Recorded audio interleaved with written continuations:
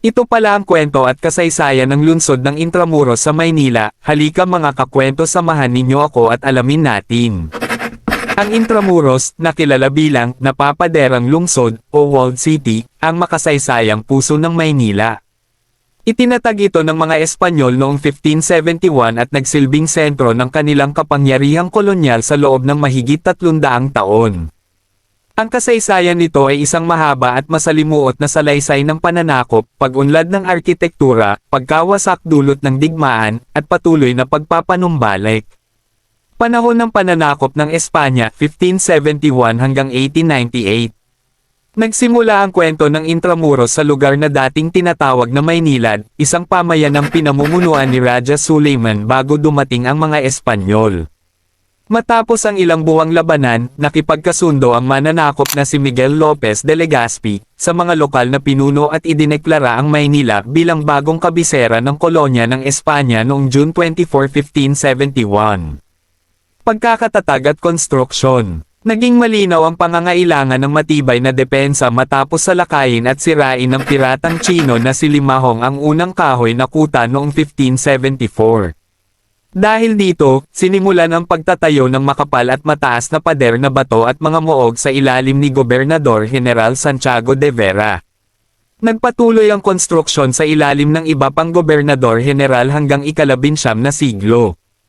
Ang lungsod ay maingat na pinlano gamit ang grid system o tuwid-tuwid na ayos ng mga kalsada. Itinayo ang isang sentrong plaza na tinawag na Plaza Mayor na kilala ngayon bilang Plaza de Roma, at dito inilagay ang mahahalagang gusali at institusyon.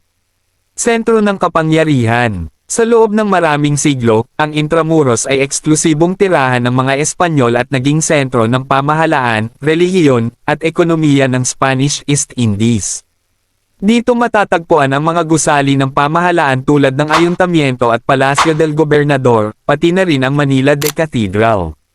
Narito rin ang mahahalagang institusyong pang-edukasyon tulad ng University of Santo Tomas, itinatag noong 1611, at Colegio de San Juan de Letran, 1620. Buhay sa loob ng pader.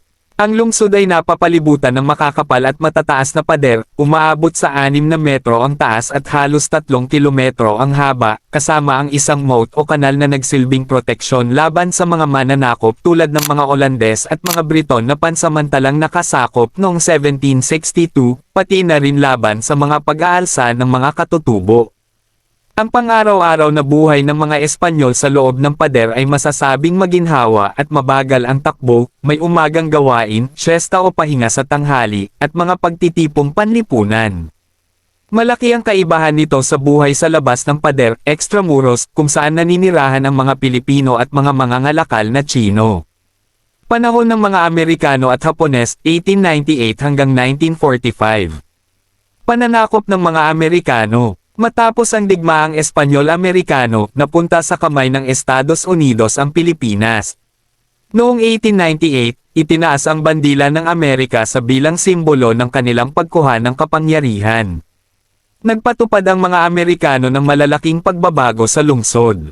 Tinanggal ang ilang bahagi ng pader upang palawakin ang mga daungan, at tinambakan ang maruming moat at ginawang golf course. Pananakop ng mga Hapones at ikalawang digmaang pandaigdig.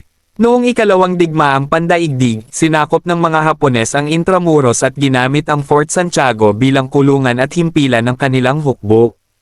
Sa labanan sa Maynila noong 1945, nagkaroon ng matinding bakbakan at mabigat na pambobomba mula sa mga Amerikano upang mabawi ang lungsod. Halos lahat ng gusali at estruktura sa loob ng Intramuros ay nawasak at naging guho. Tanging ang San Agustin Church, na isa ng UNESCO World Heritage Site, ang nanatiling nakatayo. Pagbangon. Pagkatapos ng digmaan at makabagong panahon.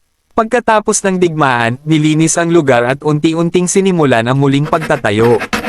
Noong 1979, itinatag ang upang pangasiwaan ang pagpapanumbalik, pagpapaunlad, at pangangalaga sa makasaysayang lungsod ayon sa estilong kolonyal ng Espanya. Pagpapanumbalik at pamana. Sa kasalukuyan, ang Intramuros ay isang buhay na museo at pangunahing destinasyon ng mga turista. Maraming orihinal na estruktura ang maingat na muling itinayo, kabilang ang Manila Cathedral at Fort Santiago. Matatagpuan din dito ang mga pamantasan, museo tulad ng Casa Manila at Museo de Intramuros, mga restoran, at iba't ibang kultural na gawain. Pinagsasama nito ang mayamang kasaysayan at modernong pamumuhay. Patuloy na pamana. Ang mga natitirang pader at mga naibalik na gusali ay patunay sa masalimuot ngunit makulay na kasaysayan ng Pilipinas, isang natatanging pagsasanib ng impluwensyang Espanyol, Tsino, at Pilipino na patuloy na nagsasalaysay ng nakaraan at katatagan ng bansa. Nagustuhan nyo ba ang ating video mga kakwento? Bigyan mo naman ako ng isang like dyan at e-comment mo na rin dyan sa baba kung saan lugar ka para alam ko kung saan nakarating ang ating video. Salamat!